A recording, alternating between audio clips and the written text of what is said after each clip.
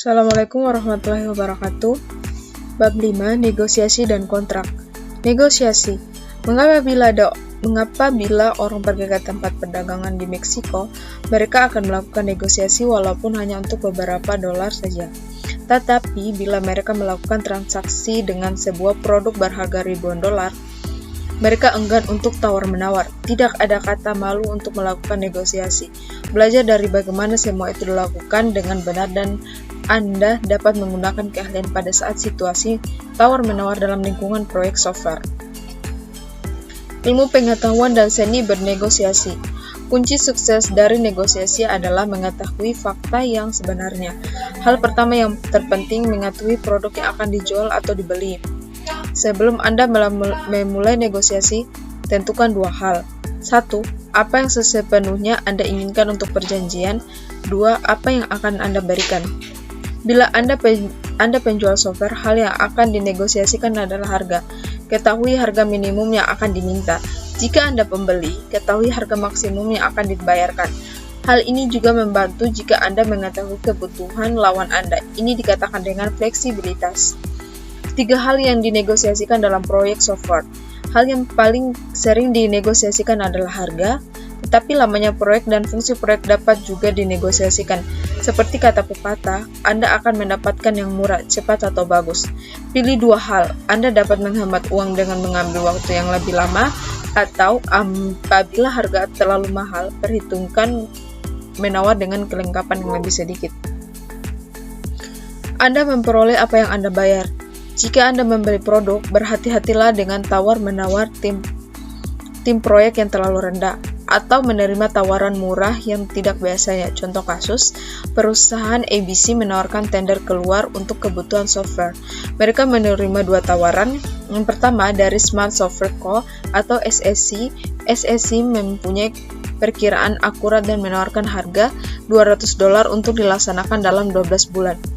Kedua, tawaran dari Acropolis Software Co. atau USC. Mereka menawarkan $1,100 untuk jangka waktu 6 bulan. Mencoba menghemat biaya, perusahaan ABC tentu saja menerima USC. 6 bulan kemudian setelah pembayaran $100 kepada USC, kejadian berikut ini terjadi. ABC: benarkah sistem akan diantarkan hari ini? USC: kami mempunyai kabar buruk. ABC: kabar buruk apa? USC: sayang sekali kami telah menghabiskan $1,100, tetapi kami baru menyelesaikan hanya setengah dari sistem yang tertulis. Anda punya 2 pilihan, berikan kami $100 lagi atau mungkin lebih, atau ambil saja setengah sistem Anda. ABC: tetapi kita mempunyai kontrak. USC: saya harus menggaji programmer saya, jika tidak mereka akan berhenti. Jika Anda tidak membayar saya akan dinyatakan bangkrut. Silakan kirim surat ke Brazil. Kontrak untuk produk software mengharuskan tim proyek untuk menyediakan pengirim khusus, seperti tanggal yang pasti untuk berbagai macam pemberian upah, kecuali proyek ini dilaksanakan pada dasar formal dalam organisasi eksternal, khususnya dalam dokumen kontrak yang tidak ingin dituliskan. Bagian-bagian kontrak. Dalam tambahan untuk harga, tanggal pengiriman dan pengiriman. Kontrak ini dapat termasuk dalam hal-hal dan kondisi lain seperti reproduksi, harga bertahan, price holding, lisensi atau garansi. Bila kerusakan dari software dapat menyebabkan tidak hidup atau situasi kritis lain, pertanggungjawaban dari penulis harus diklarifikasikan. Jika perkiraan didasarkan pada input verbal dari user, escape clause harus diikutsertakan. Anjuran tim proyek ini berguna untuk keluar dari kesalahan informasi. Tanggung jawab user seperti menyediakan informasi yang akurat dan tepat waktu, atau melakukan beberapa pekerjaan seperti dokumentasi juga harus ditulis. Kontrak harga tetap. Ini merupakan tipe umum dari kontrak. Di dalam kontrak VP, tim proyek mengajukan harga total pada awal proyek. Bagaimanapun juga tim proyek harus memperkirakan risiko di dalam kontrak VP. Gunakan kontrak VP hanya jika Anda dapat menghitungkan risiko dengan harganya. Kontrak VP sangat tepat bila 1. Anda yakin bahwa tidak akan terjadi pergantian utama. 2. Anda akan bekerja dengan software dan produk hardware yang Anda ketahui.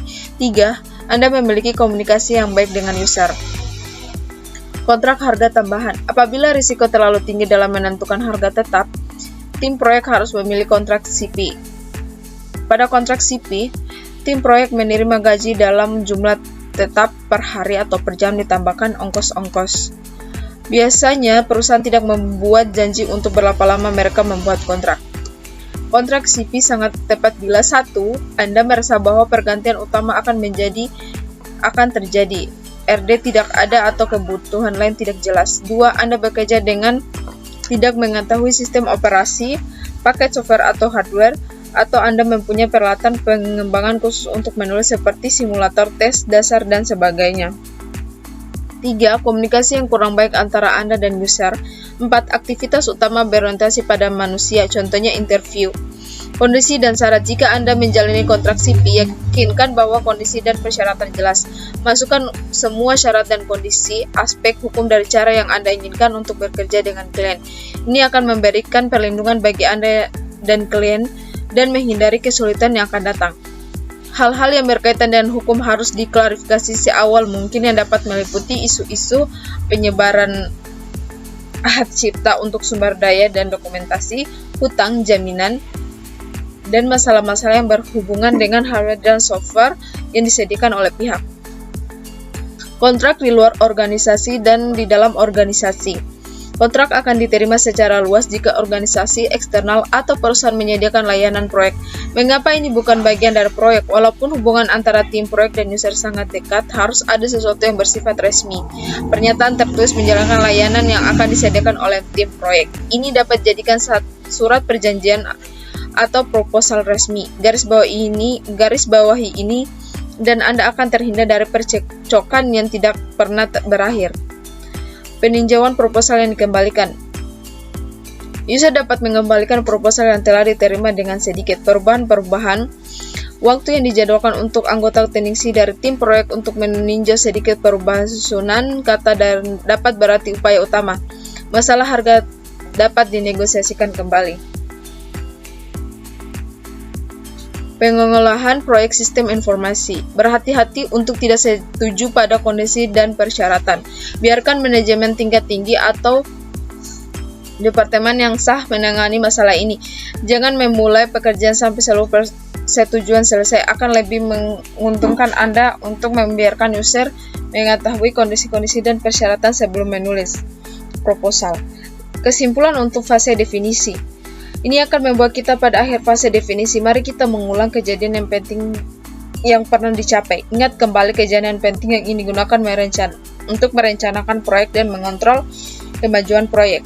1. Dokumen kebutuhan atau RD yang lengkap dan telah disetujui oleh kedua pihak, yaitu tim proyek dan user. 2. Dokumen proposal dapat digunakan untuk analisis atau seluruh pengembangan yang dilengkapi dan dibeli oleh user. Tulis persetujuan yang diinginkan. 3. Walaupun tidak mempertimbangkan kejadian penting, izin dari PPP itu dengan menyediakan sumber daya yang diperlukan. Itu saja yang dapat saya jelaskan, lebih dan kurangnya mohon dimaafkan. Assalamualaikum warahmatullahi wabarakatuh.